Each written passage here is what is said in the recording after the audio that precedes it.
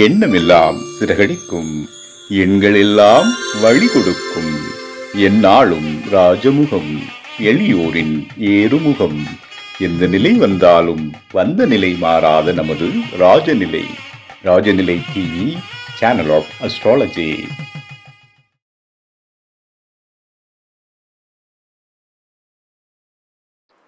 வாழ்க வையகம், வாழ்க வையகம், வாழ்க வளமுடன். என் தாய்க்கும் தந்தைக்கும் வணக்கம். ஜோதிட குருமார்கள் அனைவருக்கும் வணக்கம். கதிரவன் மதியும், அங்காரகன் புந்தியும், கருணையுள்ள சுரதம் குருவும், காரவன் காரியும், ராகுவும் கேதுவும் கருதுமிகு சுகமாக 11ஆம் இடம் வந்து உச்சநிலை என்று பரிவோடு மகிழ்ந்த அரிசியம் என்றோ. நவகிரகங்களுக்கும் பஞ்சபூதங்களுக்கும் பிரபஞ்சத்திற்கும் வணக்கம். உலகெங்கும் உள்ள ராஜநிலை டிவி ரசிக பெருமக்கள் அனைவருக்கும் உற்சாகமான காலை வணக்கம். இன்று பிறந்தநாள் மற்றும் திருமணநாள் கொண்டாடும் அனைவருக்கும் ராஜநிலை டிவி சார்பாக வாழ்த்துக்களை தெரிவித்துக் கொள்வது சொல்வாக்கு ராஜநிலை ஜோதிடர் லால்குடி செந்தில். அனைவருக்கும் வாழ்த்துக்கள். இன்றைய பஞ்சாங்கம் உத்தராயண காலம், விசுவாவசு வருடம், வைகாசி மாதம் 8ஆம் தேதி 22/5/2025 வியாழக்கிழமை.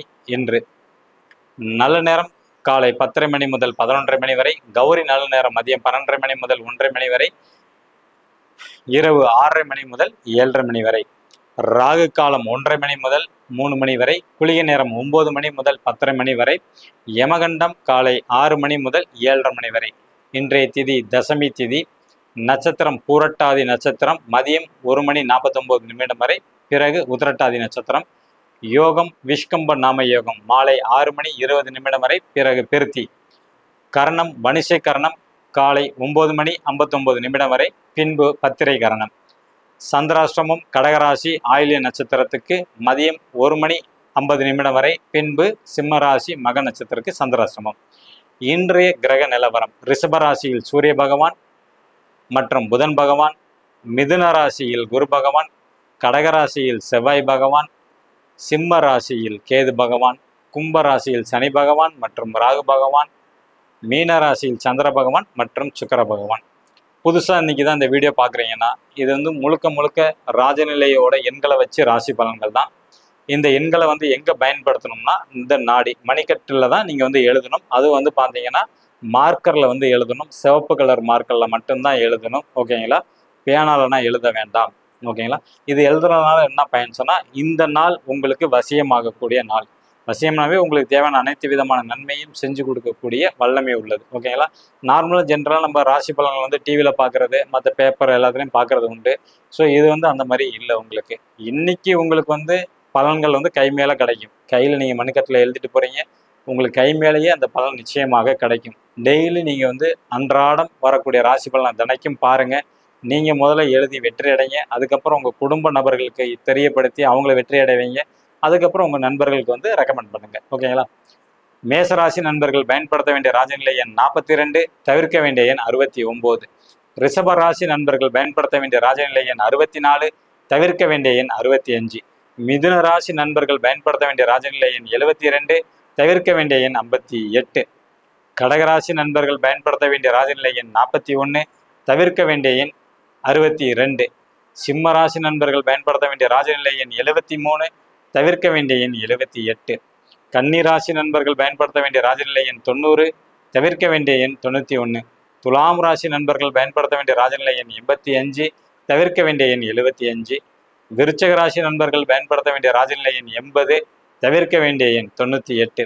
தனுசு ராசி நண்பர்கள் பயன்படுத்த வேண்டிய ராஜநிலை எண் 33, தவிர்க்க வேண்டிய எண் 25. மகர ராசி நண்பர்கள் பயன்படுத்த வேண்டிய ராஜநிலை எண் 02, தவிர்க்க வேண்டிய எண் 19. கும்பராசி நண்பர்கள் பயன்படுத்த வேண்டிய ராஜநிலை எண் 04, தவிர்க்க வேண்டிய எண் 21. மீனராசி நண்பர்கள் பயன்படுத்த வேண்டிய ராஜநிலை எண் 32, தவிர்க்க வேண்டிய எண் 30. ஸோ சிவப்பு கலர் மார்க்கரில் இந்த இடத்துல எழுதிட்டு வாங்க. நிச்சயமாக உங்களுக்கு பலன் கண்டு. ஜோதிட குறிப்பு. ஓகேங்களா? நேற்று வரைக்கும் வந்து பார்த்தீங்கன்னா திருவோண நட்சத்திரம் பார்த்துட்டோம். இன்னைக்கு அவிட்ட நட்சத்திரம். இப்போ நீங்கள் அவிட்ட நட்சத்திரத்தில் பிறந்திருந்தால் பரிகாரத்துக்குன்னு, அதாவது கோவில் பரிகாரமாக இருக்கட்டும், இல்லை நட்சத்திர பரிகாரமாக இருக்கட்டும், அல்லது செவ்வாய் தோசை ராகு தோசை, இந்த மாதிரி எந்த பரிகாரமாக நீங்கள் செய்கிறதா இருந்தாலும் உத்திரட்டாதி நட்சத்திரம் வர நாளிலும் கார்த்திகை நட்சத்திரம் புனர்பூச நட்சத்திரம் வரக்கூடிய நாட்களில் பரிகாரம் செய்தால் அது பலிக்காது.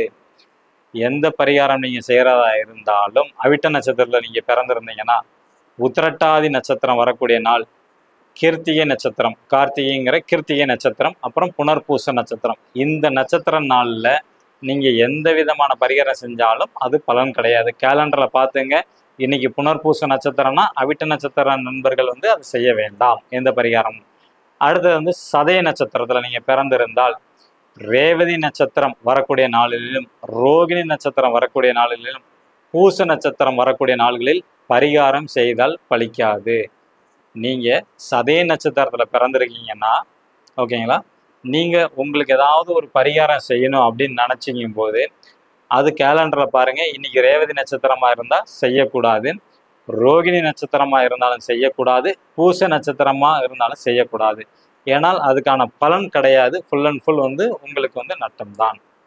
உங்களிடமிருந்து விடை பெற்றுக் கொள்வது உங்கள் சொல்வாக்கு ராஜநிலை ஜோதிடர் லால்குடி செந்தில். நன்றி, வணக்கம்.